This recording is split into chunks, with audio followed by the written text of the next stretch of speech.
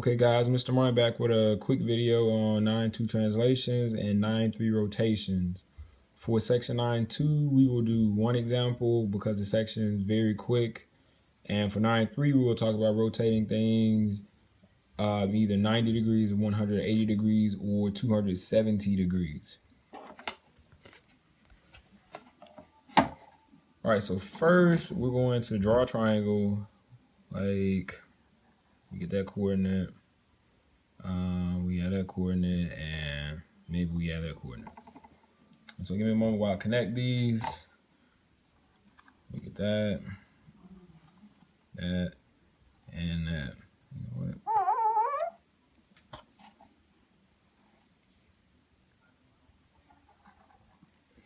So we get A, B, and C. So when we talk about a translation, we're going to use what we call a translation vector. A translation vector looks something like this. And inside it's like an ordered pair, except we put in, we still put in numbers. It's just in pointed braces instead of parentheses. So say we put into this translation vector 2 and 3. What this is going to mean is that the x coordinate moves 2 to the right, and the y coordinate moves 3 up. So when we move A would move over 1, 2, 3. Oh, A would move over 1, 2, and up 1, 2, 3. So this coordinate would become A prime. If we move B, B will move over 1, 2, and up 1, 2, 3. So this coordinate becomes B prime. And when we move coordinate C, C will move over 1, 2, and up 1, 2, 3, and we get C prime. So I'm going to use a different color just so it's not terribly confusing. So when we draw this, we get this figure. And so you can see every coordinate has been shifted 2 to the right and 3 up. The other way we can do this without actually having to draw this is just add these values to the coordinates. For A, its original coordinate is 1, 1. For A prime, if you note, its new coordinate is over 3, up 1, 2, 3, 4, is 3, 4. We would have gotten the same thing if we had done 1 plus 2 is 3, and 1 plus 3 is 4. Now I'm not going to do this for the other two coordinates, but trust me that it works out.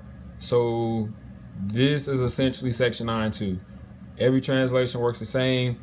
If we had -2 and -3, we would move this coordinate down 2 and to the left 1, 2, 3, and so that coordinate would be A prime.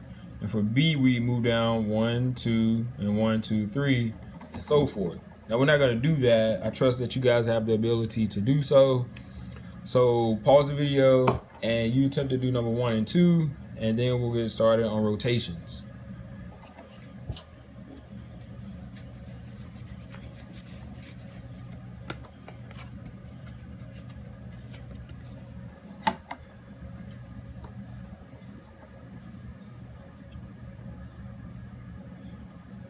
All right, so when we talk about rotations, we're talking about rotating a geometric figure counterclockwise through the origin 90 degrees, 180 degrees, or 270 degrees. So when we say counterclockwise, we mean we're going this direction. It's just like we named the quadrants 1, 2, 3, and 4. So we're gonna rotate in the direction, the opposite direction than we typically would think. So say we have the figure, that's A, we'll say that is B, and this coordinate is C.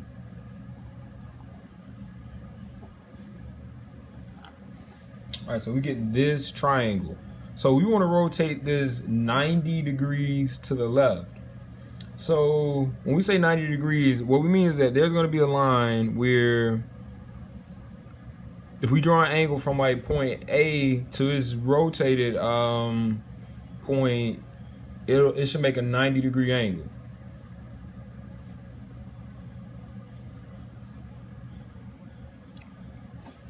So you guys should know, or maybe remember from algebra, that perpendicular lines have negative reciprocal slopes. And since we're rotating about the origin, it's easy to find that.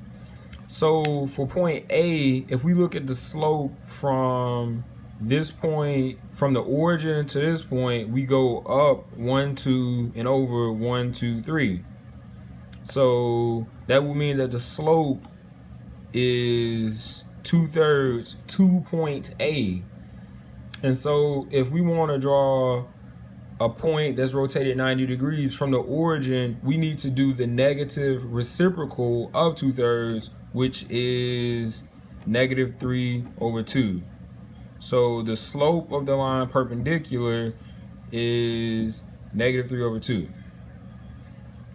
Oh, can't see it. So -3/2. So that means that we could go from here, we would go down 1, 2, 3, and over 2. So we actually end up at that point, because remember, we want to go to the origin. So this coordinate is -2, +3. That would be kind of time consuming to do that for like a hexagon or something that had a lot of points. Now, so the easier way is look at the coordinate for x and y for the original point was over 3 and up 2. Now, if we look at this coordinate and compare it to that coordinate, it seems like the x and y flipped and the sign of the new x changed. So if we go back and redo this, we'll take this out.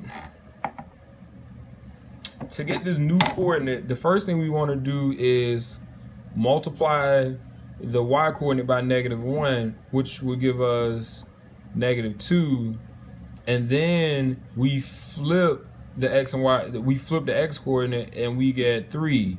So that's how we get our rotated points for 90 degrees when we rotate to the left 90 degrees. So that means that for A, we get -2, +3. Its coordinates right here.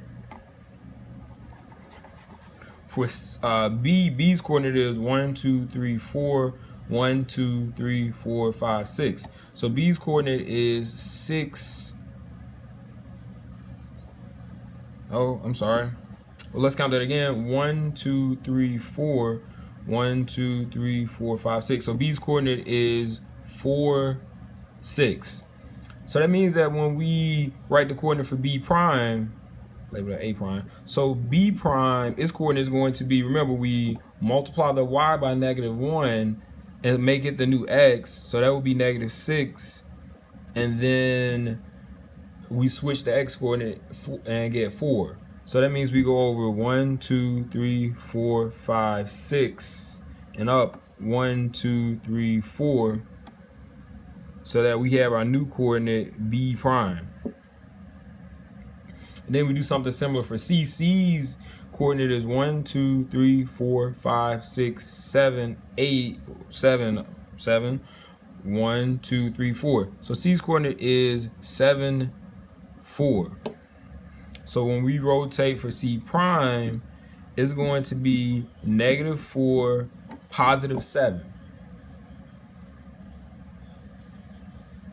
So we go over 1, 2, 3, 4, 1, 2, 3, 4, 5, 6, 7. And it gives us C prime. So we connect these. And so, like, if we look at A, I'm going to take out the A prime and the A for a moment. If we draw a line to the origin, and then we draw another line from the origin to here, we see that we get a 90-degree angle between those 2 points. And then we could do the same thing for point B. If we draw a line to the origin, and then a line from the origin to the point, we have another 90-degree angle. So we can see that we rotated everything 90 degrees. So if you're looking for a rule, if we start out with a coordinate x, y, and we rotate 90 degrees, what happens is we get the opposite of the y coordinate becomes the new x coordinate, and the original x coordinate becomes the y coordinate. That's a 90-degree rotation.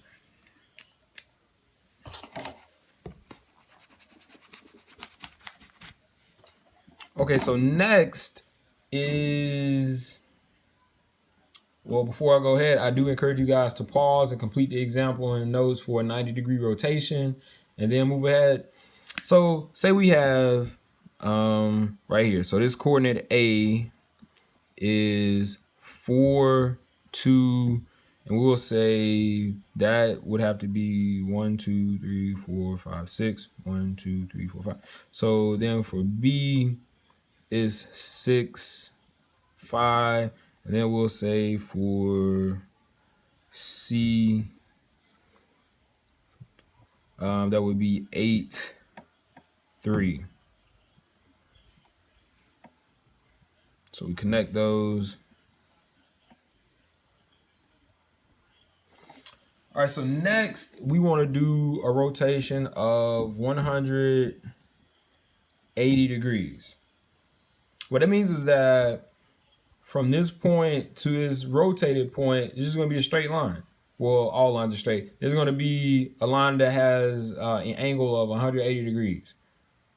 So to do that, again, we can just count. We can go use the slope from this point to the origin. We go down 1, 2, and over 1, 2, 3, 4. So we end up here so far. Now, if we keep going, because we want this line to stay straight, so we will go down 2 and over 1, 2, 3, 4. And so we see this angle is 180 degrees. That's a straight angle.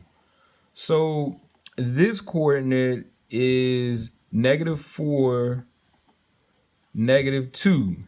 Now remember, this coordinate was 4, 2. So can we see what happens to each of the coordinates when we rotate 180 degrees? So now if B's coordinate is 6, 5, is rotated coordinate by 180 degrees is going to be 1, 2, 3, 4, 5, 6. 1, 2, 3, 4, 5. That coordinate is -6, -5. So that's A prime, B prime. And so then when we do C prime, it's going to be 1, 2, 3, 4, 5, 6, 7, 8. 1, 2, 3. So for C prime, we got -8, -3. I'll take that coordinate out in the middle of these points.